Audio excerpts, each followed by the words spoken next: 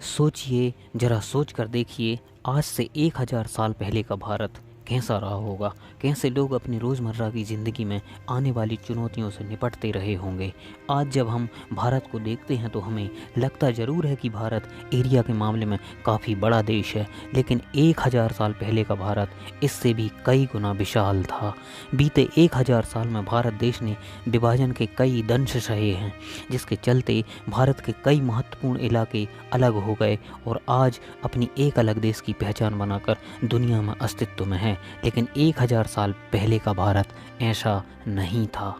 1000 साल पहले का भारत का मतलब था पाकिस्तान, ईरान, अफ़गानिस्तान, म्यांमार और बांग्लादेश, ये सभी मिलकर एक अखंड भारत का निर्माण करते थे। भारत देश क्षेत्रफल की दृष्टि से उस वक्त बहुत ज़्यादा विशाल था। शायद इसलिए पहले मुग़लों का भारत पर आगमन शुरू हुआ, उसके बाद अंग्रेज़ों ने भारत पर अपनी नज़रें जमाई और यहाँ राज किया। भारत एरिया में तो बहुत था, लेकिन इसकी जनसंख्या लगभग 3 से 4 करोड़ के आसपास थी, जो कि उस वक्त की दृष्टि से एक बड़ी जनसंख्या मानी जाती थी, क्योंकि 1000 साल पहले भारत, चीन और यूरोप की जनसंख्या की दृष्टि में सबसे बड़ी मानी जाती थी। उस वक्त भारतीय लोगों का रहन सहन और जीवन शैली बहुत ही साधारण हुआ करती थी। एक आम भारतीय अपने पूरे जीवन काल में 150 से 200 किलोमीटर के आसपास के एरिया को ही घूम फिर पाता था। इसकी मुख्य वजह ये थी कि उस दौर में यातायात का मुख्य साधन या तो घोड़ा था या फिर बैलगाड़ी, और हम जानते हैं कि इन दोनों ही माध्यम से बहुत दूर तक यात्रा करना संभव नहीं है। खासकर एक आम आदमी के लिए ये तो बहुत ही मुश्किल हो जाता है। इसकी दूसरी वजह थी ज़रूरत। जैसे कि प्राचीन भारत में लोगों के रोजगार का मुख्य जरिया खेती हुआ करती थी और खेती के लिए ज़रूरी सभी आवश्यक चीज़ें अपने आसपास ही मिल जाया करती थीं। इस वजह से उन्हें बहुत ज़्यादा दूर जाने की आवश्यकता भी महसूस नहीं होती थी। देश में एक ऐसा समय काल भी आया था जब देश एक पावर कॉम्प्लेक्स से जूझ रहा था, यानी उस वक्त देश में कोई भी एक शक्तिशाली शासक नहीं था जो पूरे देश को एक करके रख सके। बस इसी कमी के चलते हमारे देश पर मुग़लों का आक्रमण शुरू हो गया और धीरे धीरे मुग़ल सल्तनत के अधीन हो गया।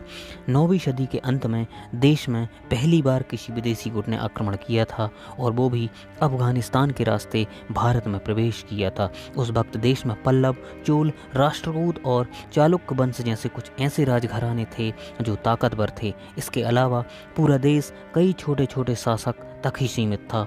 वो पूरे देश पर शासन करने का कभी सपना नहीं देखते थे, और यही उस वक्त की सबसे बड़ी कमजोरी थी। इसी कमजोरी को मुग़लों ने अच्छी तरह से समझ लिया था। 11वीं सदी के आखिर में पृथ्वीराज चौहान, जो कि भारत के आखिरी हिंदू शासक थे, उन्हें भी महमूद ने हरा दिया और उन्हीं के साथ ही हिंदू शासकों का अंत हो गया। पृथ्वीराज चौहान के अंत के साथ ही कहीं ना कहीं हिंदुओं के दबने का इतिहास भी शुरू हो गया। ये कहना गलत नहीं होगा। उसके बाद उत्तर का क्षेत्र पूरी तरह से मुग़लों के हाथ में आ चुका था। उत्तर का क्षेत्र अर्थव्यवस्था के लिहाज से बहुत मायने रखता था, क्योंकि उधर की भूमि बहुत उपजाऊ तो थी ही साथ यही वो क्षेत्र था जो भारत को चीन, यूरोप, रूस और सेंट्रल एशिया से जोड़ता था।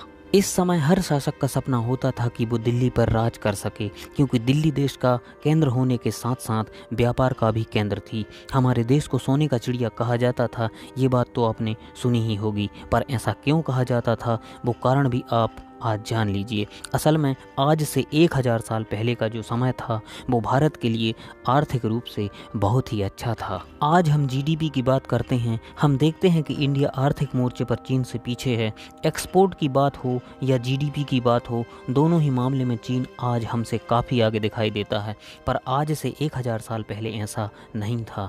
शायद आपको यकीन नहीं होगा, लेकिन आज से 1000 साल पहले पूरी दुनिया में एक्सपोर्ट होने वाली चीज़ों में से 30% गुड्स एंड सर्विस का एक्सपोर्ट भारत करता था, जबकि चीन 25% और यूरोप 11% एक्सपोर्ट करता था। भारत सबसे ज़्यादा कपड़े, मसाले एवं खाने की चीज़ें एक्सपोर्ट करने के लिए जाना जाता था। भारत विशेष रूप से मसालों के लिए बहुत फेमस था। यहाँ तरह तरह के मसाले मिल जाते थे। तभी तो यूरोपीय देशों में भारत के बारे में आज भी कहा जाता है कि हम भारतीय बहुत ही मसालों का प्रयोग करते हैं। लेकिन आज की बात नहीं है, बल्कि हम बहुत पुराने वक्त से मसालों का उपयोग करते आ रहे हैं, या यूँ कहें कि मसालों के जनक हम ही हैं, तो भी यह कहना गलत नहीं होगा। यदि लोगों की जीवन शैली की बात करें तो लोग ग्रामीण जीवन जीना पसंद करते थे, इसलिए कुल आबादी का 10% ही मात्र शहर में रहते थे। बाकी के 90% लोग गांव में ही रहा करते थे। गांव की जीवन शैली बहुत ही सरल थी। अधिकतर लोग खेती पर ही निर्भर करते थे, इसलिए हर गांव में पानी की व्यवस्था करना बहुत ही आवश्यक होता था। जिस गांव में प्राकृतिक रूप से तालाब बने हुए थे वहाँ पर तो कोई समस्या नहीं थी, पर ऐसे गांव जहाँ तालाब नहीं थे वहाँ तालाब खुदवाया जाता था ताकि बरसात का पानी उसमें संचय किया जा सके। खेतों की सिंचाई के लिए किसान मुख्य रूप से बरसात के पानी पर ही निर्भर रहा करते थे। हर गांव अपने आप में बहुत ही खास हुआ करता था। उस जमाने में शायद ही कोई ऐसा गांव रहा हो जहां पर कोई मंदिर ना हो। गांव में एक आम मंदिर होने के साथ कुल देवी का भी मंदिर हुआ करता था, जिसके बारे में लोगों की मान्यता रहती थी कि वो गांव की देवी हैं और कोई भी शुभ कार्य करने से पहले वो लोग उस मंदिर पर पूजा अर्चना किया करते थे। 1000 साल पहले भी बाजार हुआ करते थे, लेकिन वो बाजार आज की तरह आधुनिक नहीं होते थे। उसमें से बस कुछ ज़रूरत की चीज़ें मिल जाया करती थीं। लोग दुकान भी लगाते थे, लेकिन उन दुकानों में अधिकतर कपड़े, खाने के सामान, मसाले, इत्र पूजन सामग्री इत्यादि ही मिला करती थीं।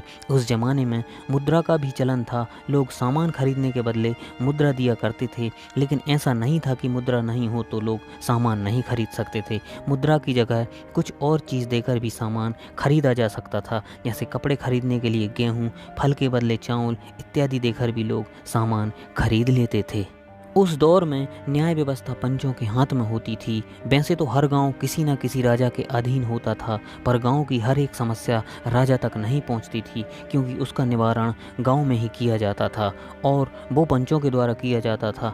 पंच आमतौर पर वही व्यक्ति बनते थे जिनका गांव पर कुछ रुतबा होता था। उस दौर में व्यापार के बहुत साधन नहीं होते थे। कृषि पर ही लोग ज़्यादा निर्भर थे, इसलिए पीढ़ी दर पीढ़ी लोग परंपरागत बिजनेस को ही आगे बढ़ाते थे।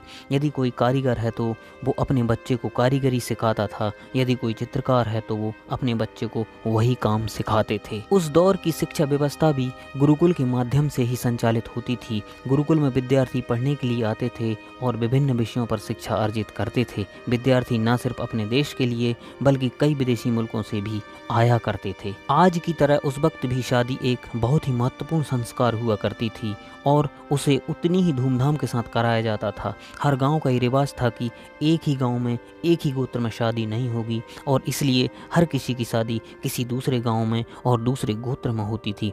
शादी का कार्यक्रम आज की तरह 1 या 2 दिन में नहीं समाप्त होता था, बल्कि 1000 साल पहले की शादियां 7 से 10 दिनों तक चलती थीं। बारात का आना और उनकी मेज़बानी करने में ही 4 से 5 दिन लग जाया करते थे।